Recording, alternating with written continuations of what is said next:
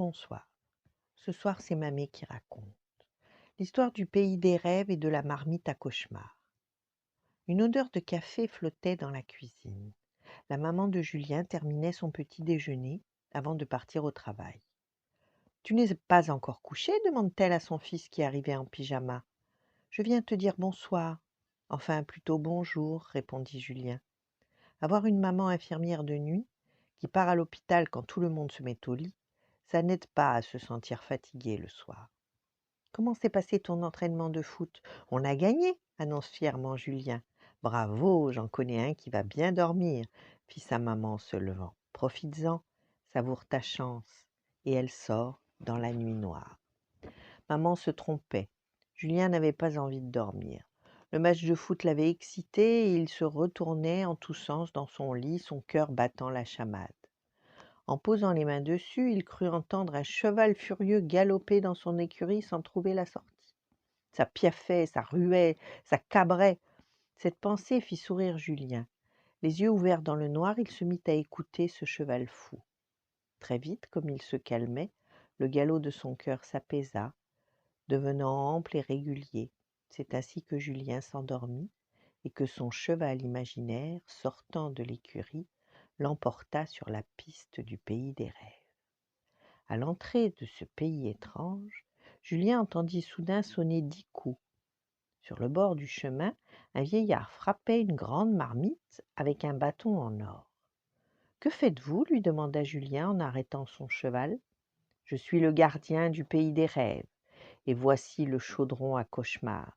Je cogne dessus pour effrayer les mauvais rêves qui y sont enfermés. Regarde. » Et le gardien entr'ouvrit le couvercle. Julien vit quelques monstres qui gémissaient au fond, la queue basse et les oreilles tremblantes. « Le bruit de mon bâton les terrifie, » expliqua le gardien. « Tu peux voyager tranquille, ils n'oseront pas sortir. » Julien répondit : « Merci beaucoup, mais vous savez, les cauchemars ne me font pas peur, je suis grand maintenant. » Et il repartit au galop. Quelle route extraordinaire! Elle était pleine d'imprévus. Et Julien passait sans cesse d'un paysage à l'autre, d'un rêve au suivant. Traversait une forêt d'arbres en bonbons, il longea un lac couleur de menthe à l'eau, sa boisson préférée. Au détour du chemin, il croisa ses copains. « Julien, on fait une partie de foot ?»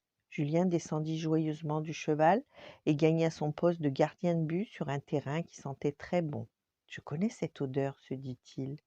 Intrigué, il se laissa tomber par terre et enfouit son nez dans l'herbe douce. « J'ai trouvé, ça sent la lessive de mon oreiller. » Eh oui, Julien dormait profondément sous la couette que sa mère venait de laver. Soudain, sur le terrain, une ombre bondit en avant. C'était Pat, le pire ennemi de Julien, qui s'était emparé du ballon. « Ah !» cria Julien en essayant d'empêcher le tir fatal. Trop tard, le ballon vola dans le filet. L'équipe de Julien accourut furieuse. « Mais qu'est-ce qui t'a pris de t'allonger dans l'herbe au lieu de surveiller le terrain ?» tempêta son meilleur ami. Julien baissa la tête lorsque des coups résonnent à ses oreilles. Le gardien du pays des rêves était là, devant lui, avec sa marmite et son bâton en or. « Alors, mon garçon, on n'a pas peur d'aucun cauchemar ?» dit le vieil homme en souriant. Il entr'ouvrit son chaudron, le ballon maudit était piégé au fond. Julien comprit qu'il venait de faire un mauvais rêve et se réveilla avec un soupir de soulagement. Pourtant, dans le silence de sa chambre, les coups du bâton en or continuaient à résonner. Julien sourit en reconnaissant ce son familier. En fait, c'était l'église du quartier dont la cloche sonnait 11 heures. Posant la main sur son cœur, Julien entendit de nouveau un galop tranquille. Son cheval imaginaire était déjà prêt à repartir au pays des rêves. Alors Julien respira profondément, ferma les yeux et se laissa emporter avec bonheur vers d'autres rêves merveilleux. Cette fois, il n'avait vraiment plus peur. Il savait qu'un piège à cauchemar sonnerait pour lui heure après heure jusqu'au bout de la nuit. Voilà, bonne nuit, faites de beaux rêves et à demain.